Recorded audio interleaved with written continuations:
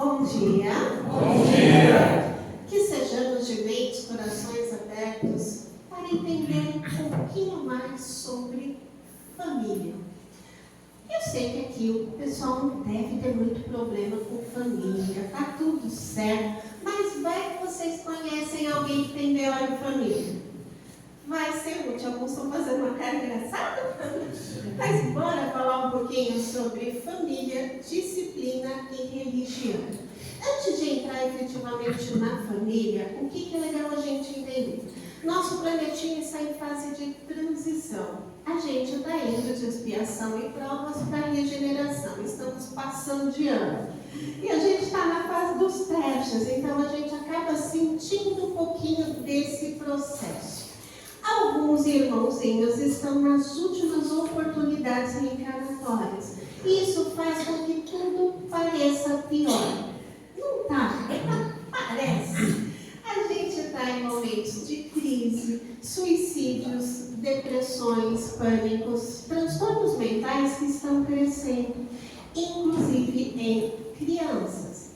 Diante desse cenário, o que é importante? Tomarmos cuidado com sentimentos negativos. Então, aqueles sentimentos de ódio, vingança, desesperança, pessimismo, nós não podemos permitir que nos domine.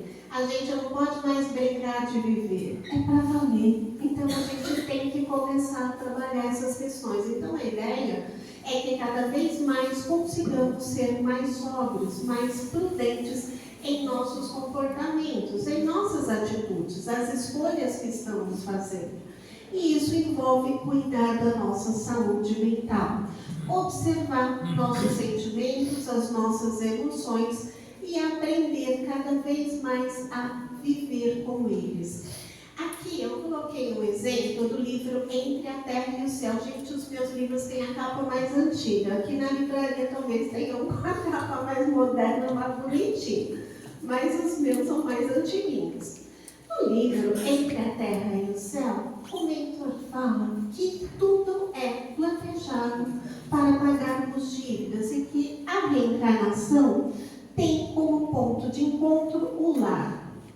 Ok. Estou nascendo para acertar as contas. Não fui flor que se cheire. O ponto de encontro para acertar as contas é o lar. Reencarnamos entre mentores? Não. Por isso que o negócio é difícil. A gente se compromete a acertar isso. E esse ponto de encontro é o lar. Só que o que a gente tem que lembrar? Quando a gente fala de lar, não são as paredes, a estrutura da casa. O lar é composto pelas pessoas. Então, peraí, como que está meu lar, já que são as pessoas? A ideia é que façamos um estágio na família, justamente para começar a aprender a desenvolver a verdadeira fraternidade.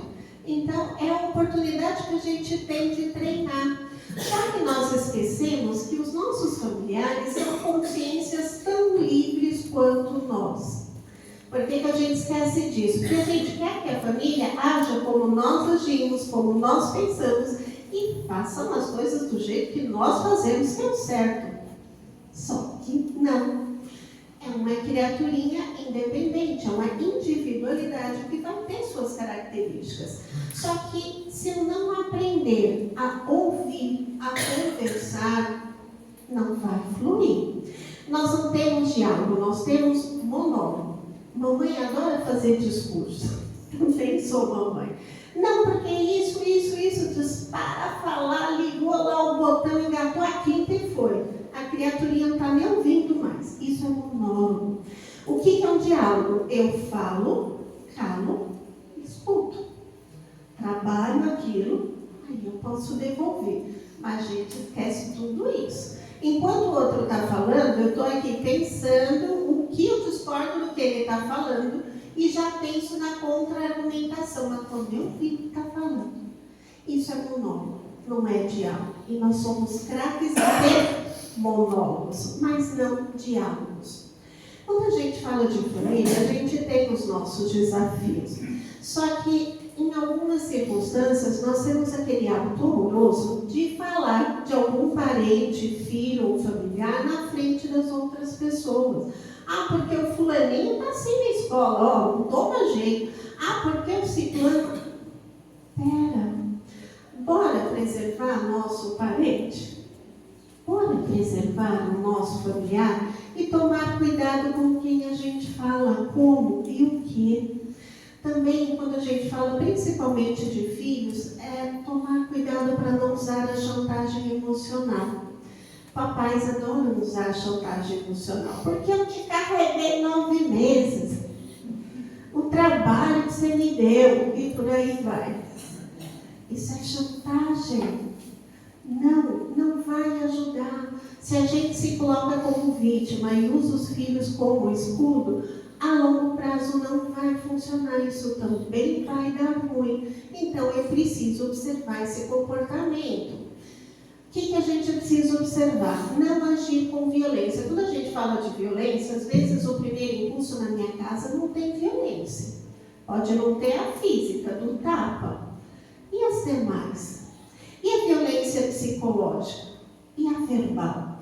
Gente, tem palavras que dói mais que um tapa. O tapa vai lá, fica vermelho, passa. A palavra fica lá, remoendo, atinge, agride. Ou a psicológica ou por objetos. O que é a agressão por objetos? Eu não vou agredir a pessoa direto, mas eu pego algo e jogo ali do lado dela. É uma ameaça.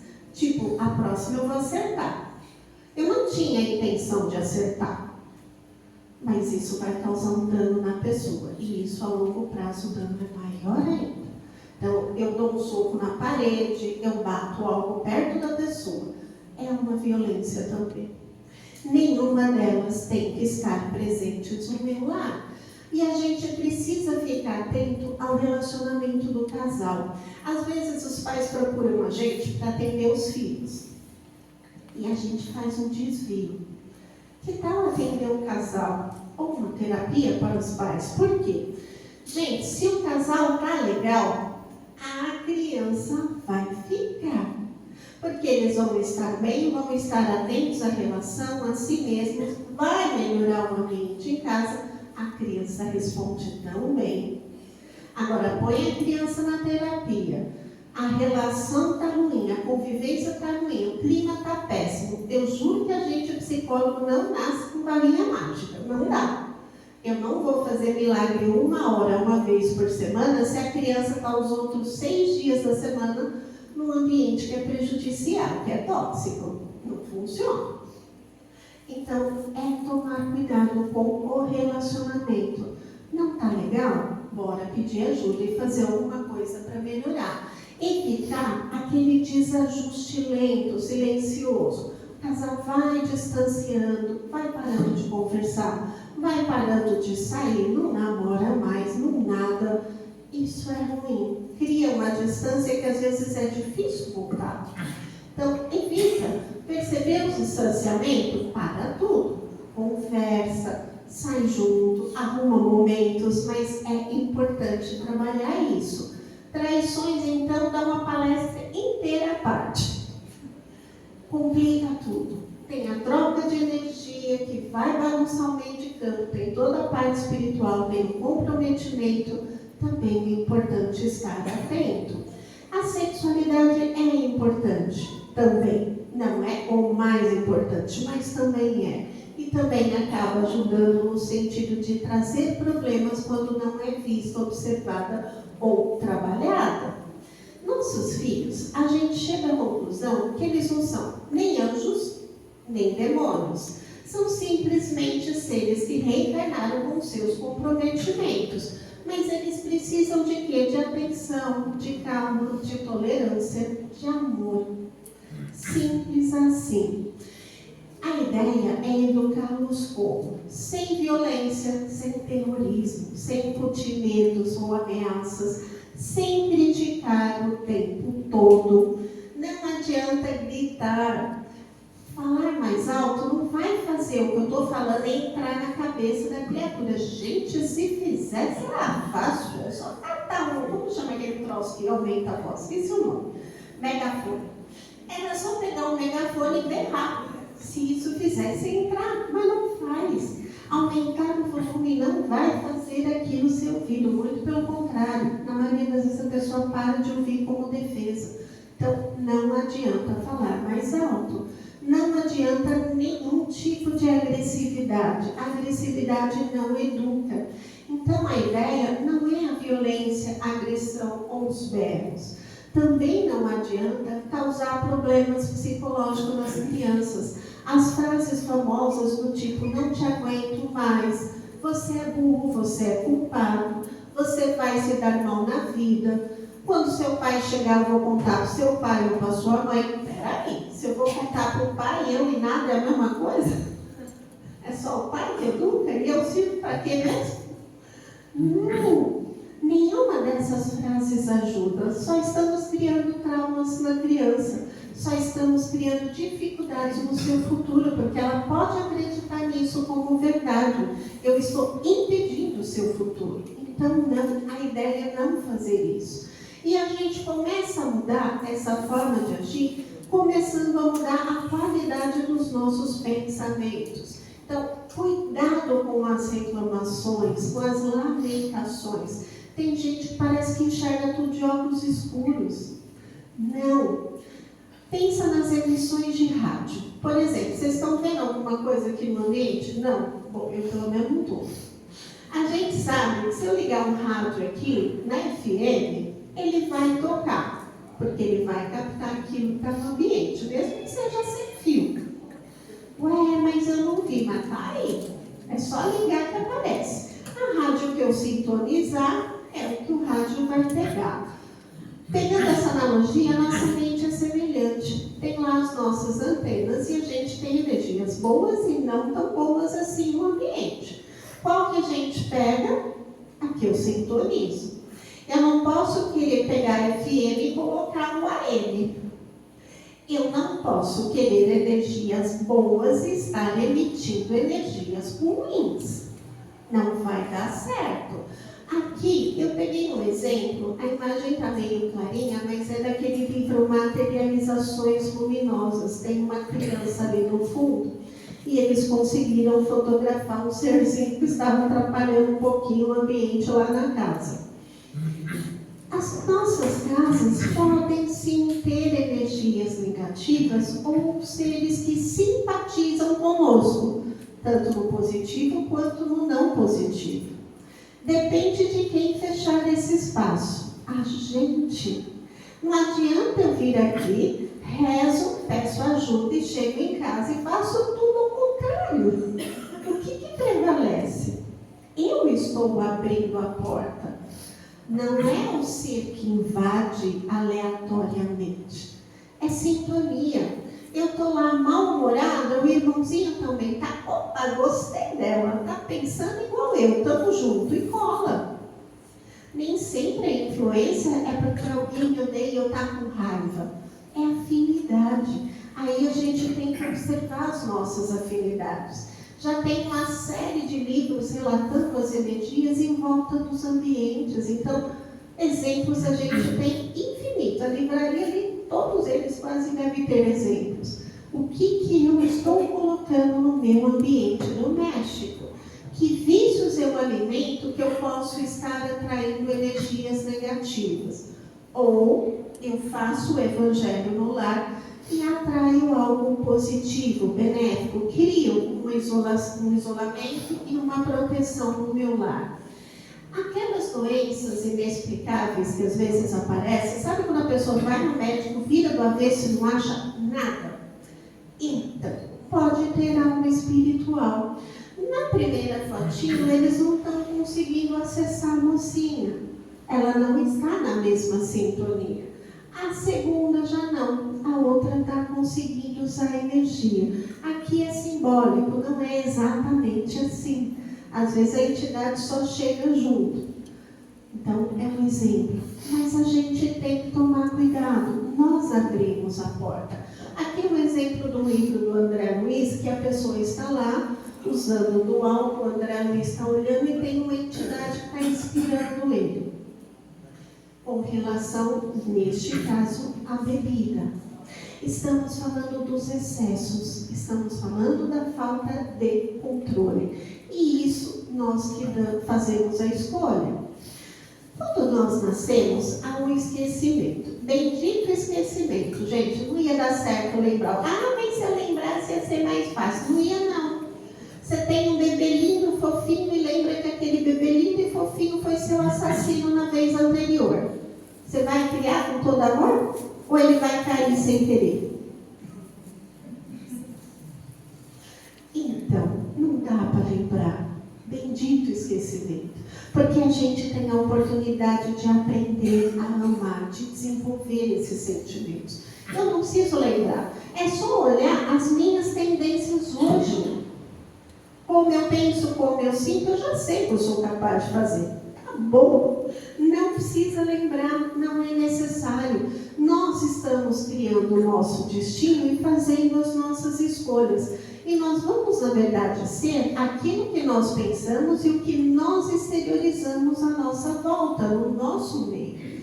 No livro Pensamento e Vida, o Espírito fala sobre o pensamento como um fluxo energético. Então, nós pensamos o tempo todo e colocamos no ambiente aquilo que estamos pensando, como se nós fôssemos uma usina de energia.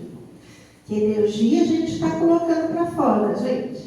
O que nós estamos exteriorizando na nossa casa, ao nosso lado e para as pessoas com quem nós convivemos. Cuidado, fugir do vício do pensamento negativo. A oração ajuda. Fazer o Evangelho ajuda a começar a mudar essa bendita usina de energia que a gente tem e que não sabe usar. Não existe acaso. A gente está sempre no lugar certo com as pessoas certas. Ninguém errou de endereço. Não. Cegonha não errou endereço, não. A gente está no lugar certo, com a pessoa certa.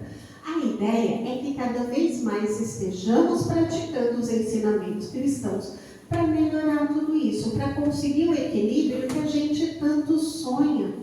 E cada um de nós pode sim fazer por si mesmo, através da reforma, e também trabalhar pelo outro, ajudar a outra pessoa a se reformar, a mudar o seu comportamento, a sua postura. Isso é possível. Como? Já temos o hábito do Evangelho? Lá no centro, quando a gente fala do Evangelho, tem colegas que perguntam: quem faz Evangelho no lar? Eu não pergunto, não. Eu não gosto de deprimir. Daí você vê que o povo olha para baixo, para um lado, uns levantam a mão, outros fingem que nem ouviram. Então eu nem pergunto mais. Mas, gente, 15 minutos, uma vez por semana, é muito. Evangelização infantil. Eu acredito em algo. Eu vou esperar meu filho crescer para ensinar para ele o que ele deve seguir? Já era, já entortou, deu ruim. Tem que começar desde a barriga. Então, não. Eu vou passar o que eu acredito. Se ele mudar, está tudo bem. A sementinha está plantada. Mas tem que levar a criança na evangelização, sim. Criança não tem livre-arbítrio. Livre-arbítrio é relativo. Vai, sim. Não tem, não quer. A gente não obriga a ir na escola? Se não obrigar, conselho tutelar está aí. Obriga, por que no centro não? Se é o que eu acredito. Também preciso passar. A gente não consegue nada sem Deus, sem essa crença, sem essa conexão com o alto. E se eu não passar isso para o meu filho, o mundo vai passar algo diferente. Aí eu não posso reclamar depois. Fala um pouquinho de física, mas calma que eu não sou tão fã de física. Só uma lei. A lei de ação e reação é a terceira lei do movimento de Newton. O que a gente aprende com essa lei da física? Ainda falando da ciência. Sempre que um corpo exerce uma força sobre outro, este corpo reage com uma força da mesma intensidade, mesma direção e sentido contrário. Vou traduzir um pouco mais. Vamos pensar numa bola? Se eu catar uma bola e jogar na parede, a mesma força que eu jogar, ela volta. Se eu jogar forte demais, ela pode voltar e me dar um tonho. Depende. Se eu jogar fraco, ela bate fraco, pode cair. Se eu chutar uma bola de cimento, o impacto no meu pé não vai ser legal. Se for uma bola levinha, eu não vou sentir. Então, a mesma força que eu coloco é a força que volta. Ficou mais claro? Põe muita força, volta com muita força. Simples assim. E essa lei da física está presente em absolutamente tudo na natureza, gente. É uma lei divina que rege todos os elementos que compõem o nosso universo. Então, quando a gente fala da lei de ação e reação, não é que tem alguém lá em cima apontando o dedo, você fez isso, vai ser castigado. Não. A lei está aí. Eu crio as consequências. Eu crio o retorno. Simples assim. Não precisa ninguém ficar apontando nada. É um mecanismo que já existe. E ela é aplicada no sentido de nos ajudar a regular as nossas ações. É livre-arbítrio. Então, na medida que eu faço algo, eu tenho um retorno daquilo. É muito simples, não é complicado. Na medida que eu conheço essa lei, eu sei que eu vou ter uma consequência. Se eu sair daqui, me entupir de comida e passar mal, a culpa é da comida ou minha que me enchi demais? É minha. Não posso culpar. Foi a última azeitona que eu comi. Não foi azeitona. Todo o resto antes. Então, é uma lei simples. Eu vou ter consequência por tudo aquilo que eu faço. Então, não adianta eu plantar, sei lá, abacaxi e querer colher melancia. Não. Se eu plantei abacaxi, eu vou colher abacaxi. É simples. Então, a lei está aí. Nós somos os responsáveis pelo nosso destino. Não tem ninguém castigando a gente, a não ser nós mesmos e o nosso comportamento. A questão é que às vezes a gente só descobre isso quando chega do outro lado. Que a gente, fiz isso mesmo? Não era bem assim. Aí a gente vê o que a gente aprontou e também o que a gente deixou de fazer. Se a gente pudesse morrer um pouquinho, a gente ia entender isso, mas não precisa morrer para entender. A gente todo dia já dorme, a gente se desdobra um pouquinho do corpo, então tem como ter uma noção, é só dormir. Já dá para a gente ter uma ideia. Pensa nos sonhos, pensa nos lugares onde você está se colocando. Se o sonho não está legal, tem coisa não muito legal, passa aí um atendimento, pede socorro. Mas a gente pode prestar atenção neles como um termômetro também. Adoro essa frase do André Luiz. Nossos atos tecem asas de libertação ou algemas de cativeiro, para a vitória ou para a perda. Ou a gente cria algo que nos liberta, nos coloca para cima, ou a gente cria algemas que nos prendem a situações e a pessoas que não são tão legais assim. Ninguém vai fugir da justiça. Não é porque tem alguém apontando, porque está em mim mesma. Porque eu estou criando e atraindo. Do mesmo jeito que a gente às vezes faz uma dívida, como que eu faço para pagar a dívida? Tem que fechar tudo. Tem que parar de gastar. Não adianta estar endividado e continuar comprando igual do mesmo jeito. Tem que parar, tem que tirar coisa. É a mesma coisa com relação aos nossos erros. Não adianta eu querer me melhorar e continuar errando igualzinho, do mesmo jeito, fazendo tudo igual. A conta não vai parar de ficar negativa.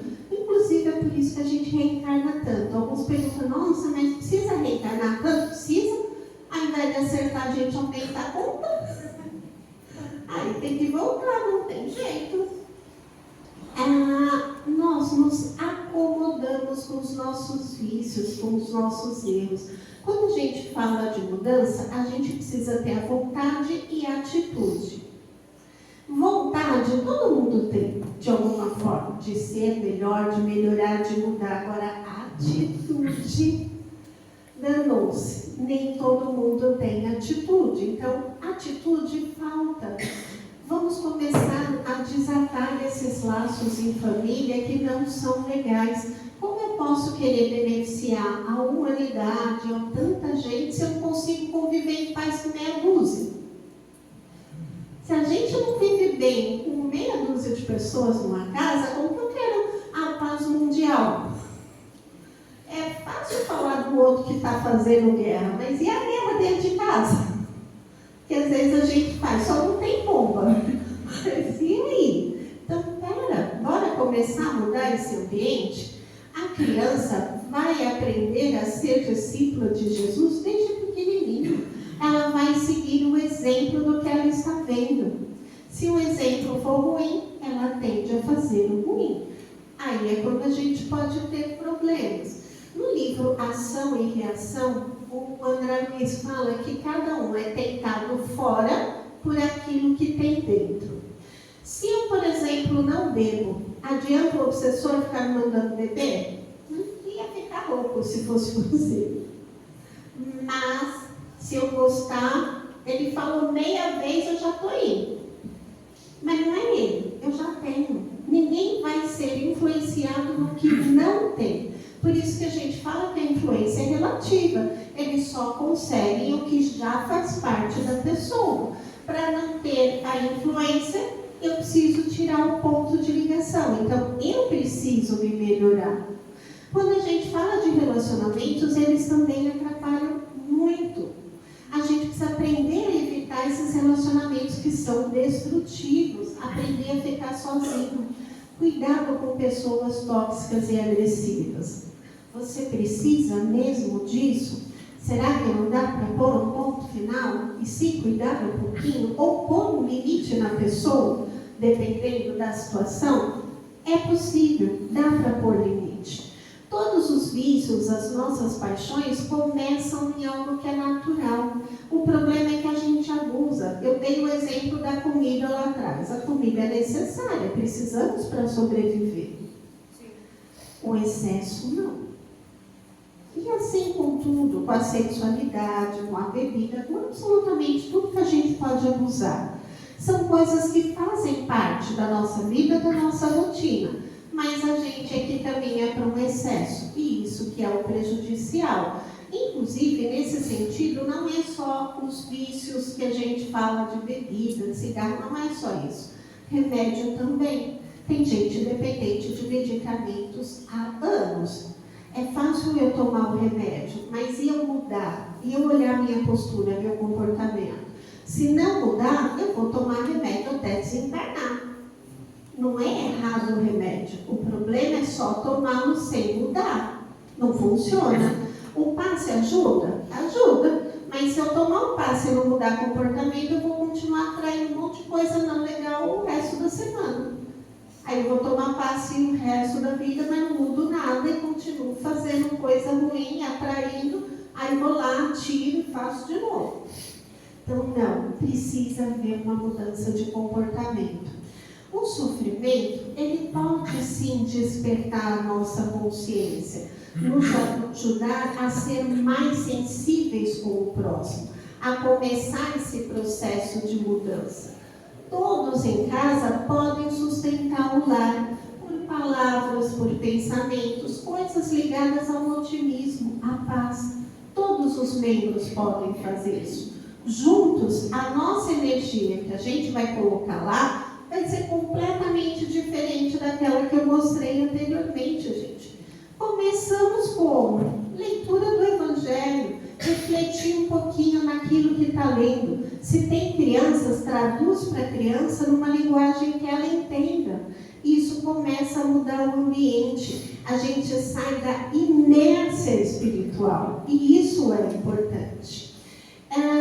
No livro, adoro esse livro, gente, ele é pequenininho, mas é muito maravilhoso. Jesus no Lar, é do Nélio Lúcido Chico.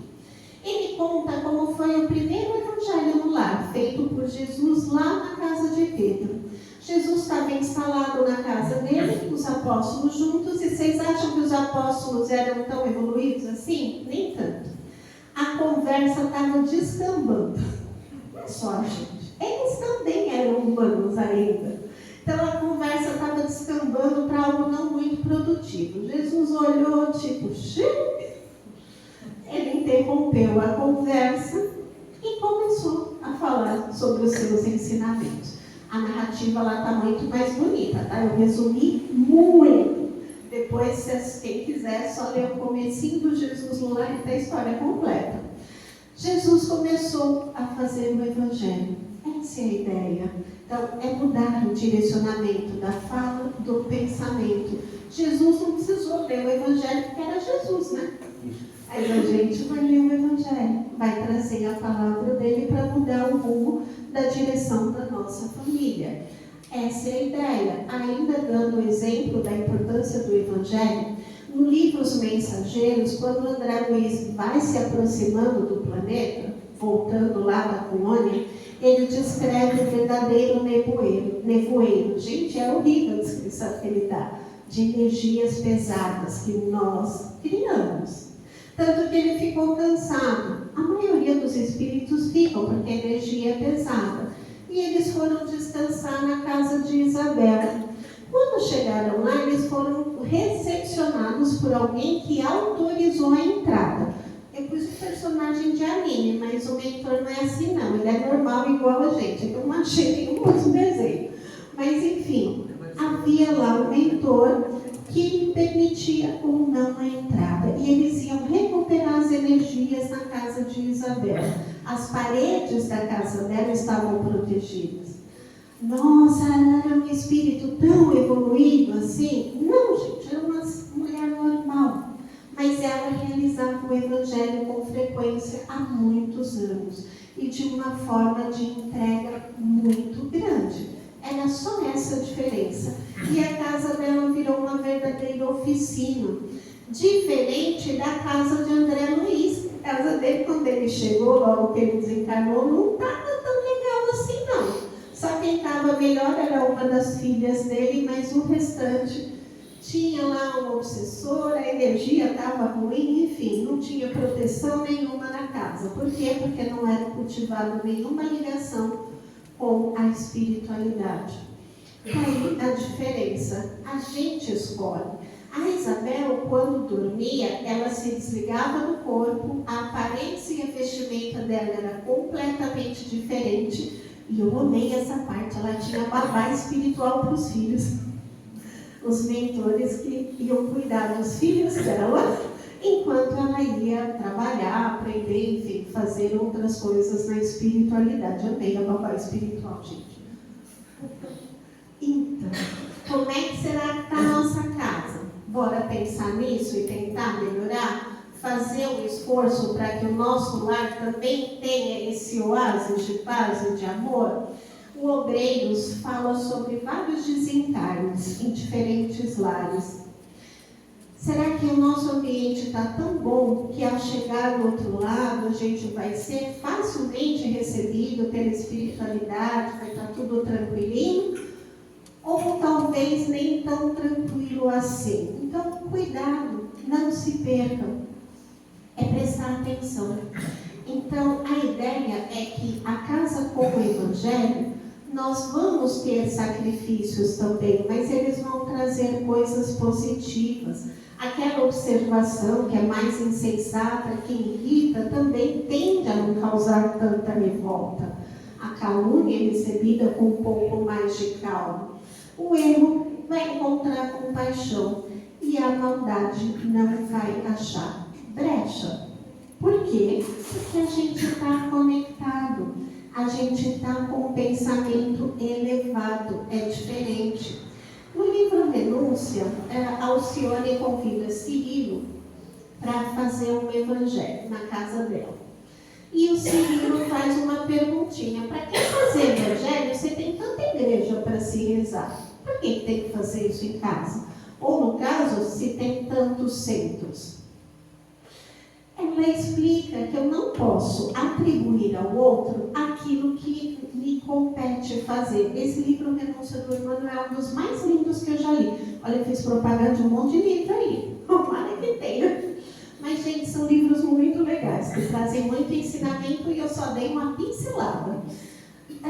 Mas o que a Alcione falou é verdade. Então, tudo bem, o centro, a igreja, os templos ajudam muito, cada um do seu jeito. Mas a transformação é minha, eu tenho que fazer. O centro limpa o espaço dele. Quem vai limpar a minha casa espiritualmente? Vou mandar o centro? Vai lá limpar minha casa que está precisando, teve B.O. Não! Sou eu. eu preciso. Então, eu preciso me mexer. Não é só uma leitura raciocinada. A ideia é que a mensagem seja meditada, vivida, conhecida. Aí a gente vai conseguindo se isolar daqueles pensamentos inferiores que aparecem. Então, a iluminação vai começar aonde? No lar. Vai começar em casa. Deixa eu ver o tempo para eu não passar aqui. Ainda tem um pouquinho.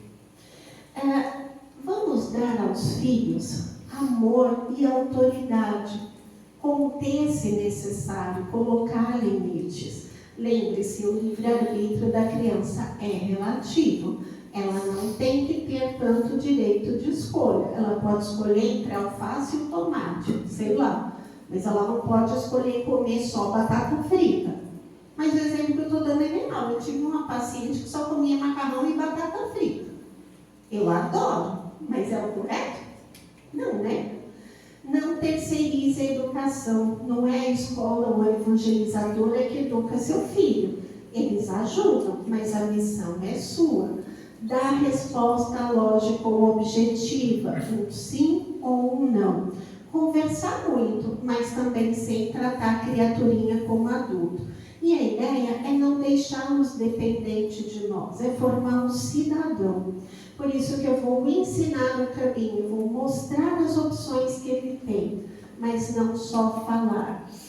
Aqui não dá tempo, deixa eu ver se dá para pular. É um videozinho que fala sobre educação, mas eu já comentei. E para finalizar, eu vou contar um outro vídeo que eu pensei em pôr, mas que é melhor eu falar a respeito, que é um vídeo do canal Amigos da Luz. Quem quiser olhar depois, chama Boiando no Evangelho. Como que é o vídeo Boiando no Evangelho? Vocês colocarem no YouTube Boiando no Evangelho, vocês vão achar. Eles são bem engraçados. É um evangelho que está sendo feito no centro. O rapaz está terminando de ler e uma moça está brisando, não prestou a menor atenção. Ele termina de ler. Então, irmãos, o que vocês acharam? Aí ela começa a pensar, meu Deus do céu, e agora? O que ele falou? Não prestei atenção. Como eu vou comentar? Aí ele pergunta, vocês já passaram por isso? Ela, não. Aí todo mundo responde sim. Ela, não, sim, claro. Aí ela tenta enxergar o título, né? Para dar uma de rolando lero, mas ela tem miopia, ela não enxerga. Gente, vamos falar sobre o título? Pessoal, título? Mas por quê? Não. Aí um comenta, aí ela pensa, na dúvida eu vou jogar a frase, amar a Deus sobre todas as coisas e ao próximo como a si mesmo, que serve para tudo. Uma coleguinha falou primeiro.